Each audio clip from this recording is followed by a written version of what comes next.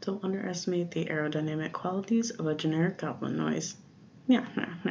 Hey gang, just to let you know, you can now use the promo code MTGMudsta, all caps, at flipsidegaming.com and originalmagicart.store. Using the code gets you 10% off orders $10 or more, and you get to help out the channel at the same time.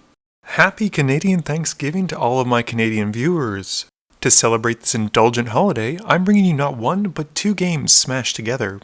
I know it's not everyone's favorite when there are two short games, but these are representative of things that happen in EDH, and I think it's worthwhile to watch them from time to time. Plus, I hate wasting footage. In this game, Ryan is playing Rhys the Redeemed, keeping 2 planes, Path to Exile, Gahiji, the City Tree, Sylvan Library, Scatter the Seeds, and Talisman of Unity.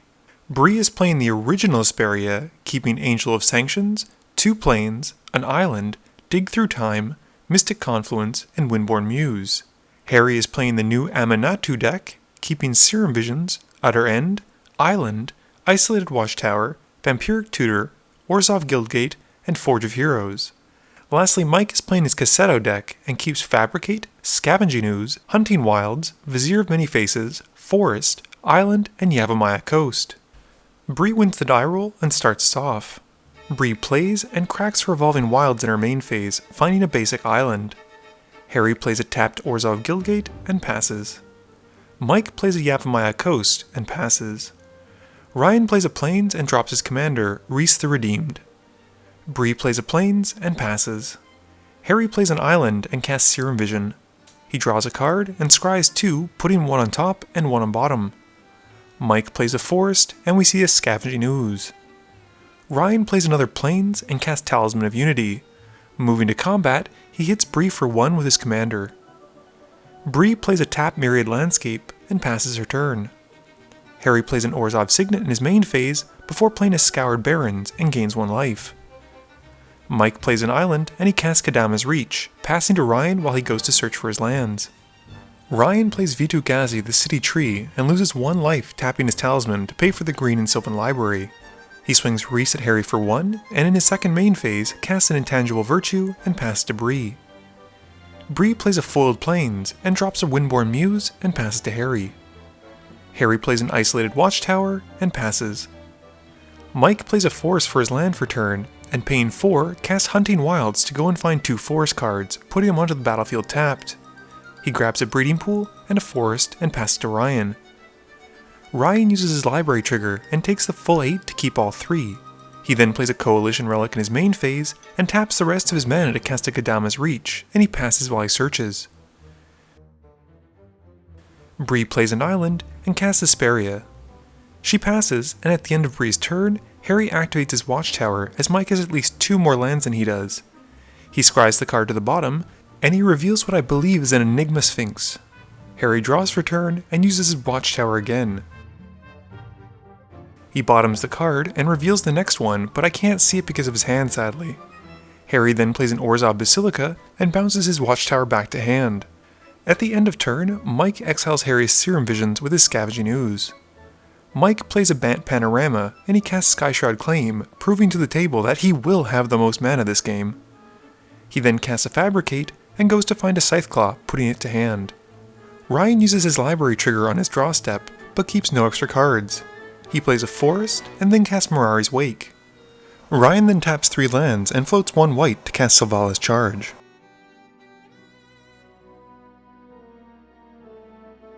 We seed 3 non-land cards, and Ryan gets 3 3/3 Elephant tokens.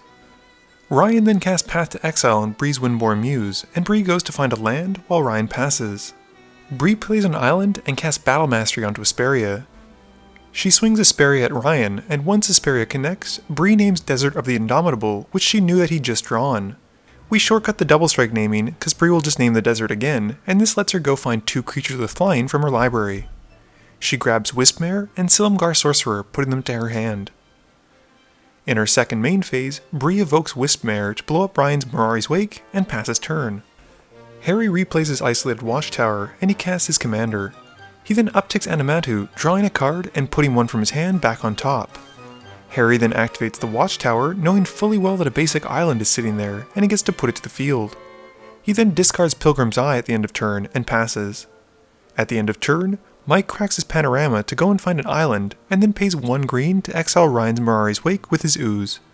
Mike plays an island and taps some of his many lands to cast a Desolation Twin. He also gets the Twin, which is a 10/10 Eldrazi token, and he passes to Ryan.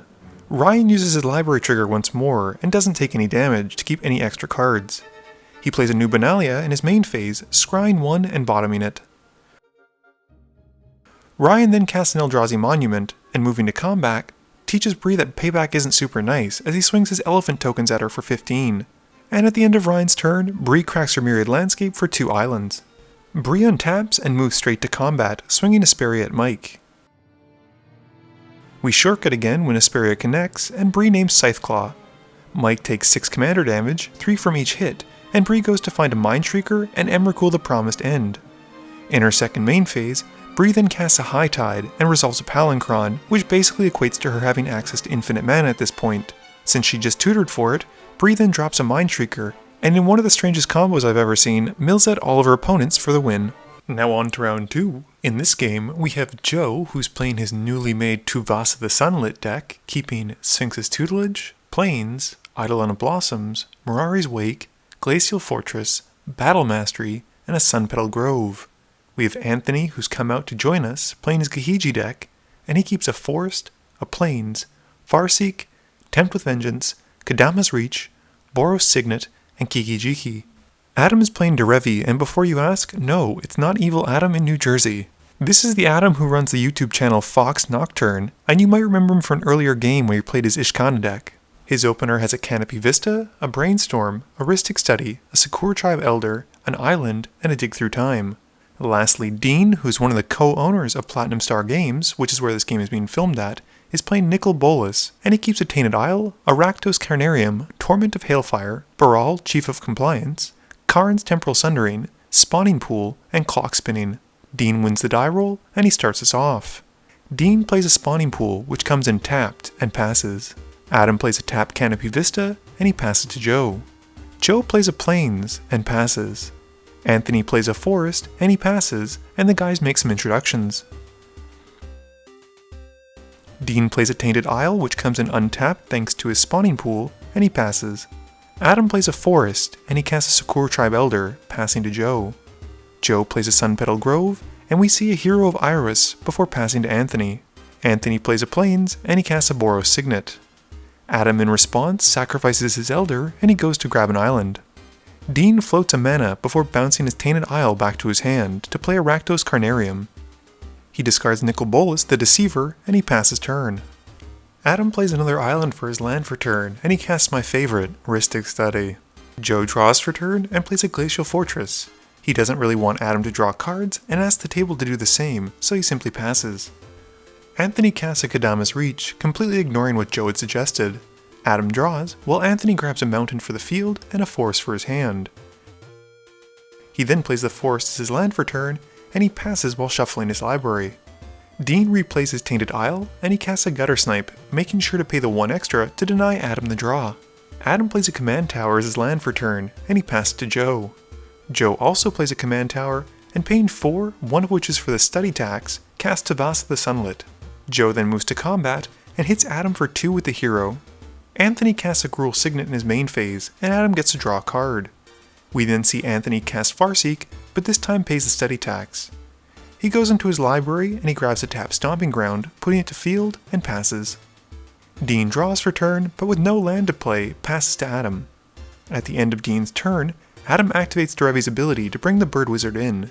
With her entering, Adam untaps his Command Tower, and then retaps it to cast Brainstorm. He draws 3, and puts 2 back from his hand. Adam draws for turn, and plays Rogue's Passage. He then casts a Sigarda's Aid, which is quickly followed by a Sword of Body and Mind. This gets automatically equipped to Derevi because of the aid, and Adam moves to combat. He swings Derevi at Joe for 4 commander damage. Upon connecting, Joe is forced to mill the top 10 cards of his library, and Adam gains a 2/2 green wolf token. Adam untaps an island, and Joe reveals what he puts to the graveyard. Joe plays a Bountiful Promenade as his land for turn, and he taps out to cast a Mirari's Wake. Joe draws as this is his first enchantment for the turn from Tuvasa, and Adam draws from the Study trigger as Joe doesn't have the mana to pay for the Study tax. Anthony draws for turn, and he pays 5 + 1 to cast Gahiji. With his commander resolving, he then passes to Dean. Dean draws and plays a Nephalia Drownyard as his land for turn, and he passes to Adam. Adam plays a tapped Temple Garden, not wanting to take 2. He then pays 5 to cast Batterskull, which comes into play with a 0/0 Germ token, who is sadly not long for this world, as Adam uses the aid trigger to put the Batterskull into Derevi for free. Moving to combat, Adam swings Derevi at Dean, who now gets pumped by Gahiji as well, which has Dean taking 10 points of commander damage, and Adam gains 10 points of life from lifelink. Dean then mills 10 cards, while Adam untaps his island and makes another wolf token. Joe draws for turn and looks at his graveyard. Tapping 3 lands, we then see an Open the Vaults, and Joe remembers to pay for the study trigger. Joe gets back Enchantress's Presence, Sphere of Safety, Control Magic, which he has steal Gahiji, Sage's Reverie, which he puts onto Tuvasa, Octopus Umbra, which also goes onto Tuvasa, Propaganda, Eldrazi Conscription, which once again goes onto his commander, and Fertile Ground, which goes onto a land. Dean also gets to bring back his Psychic Corrosion and his Contagion engine.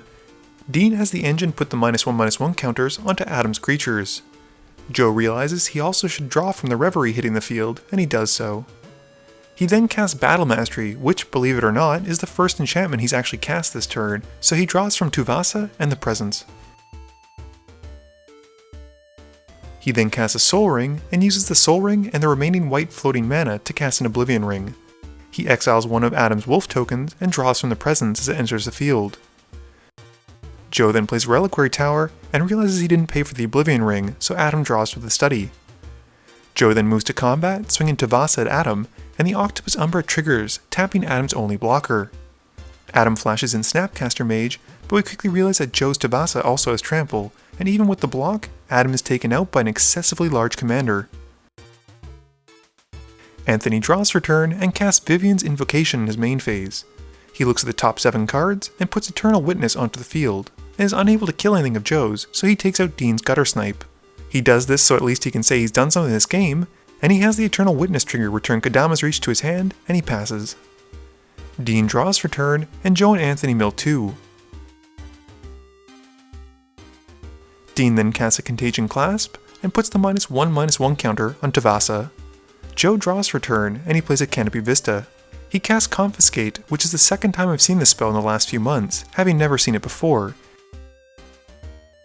And Joe steals the Contagion engine.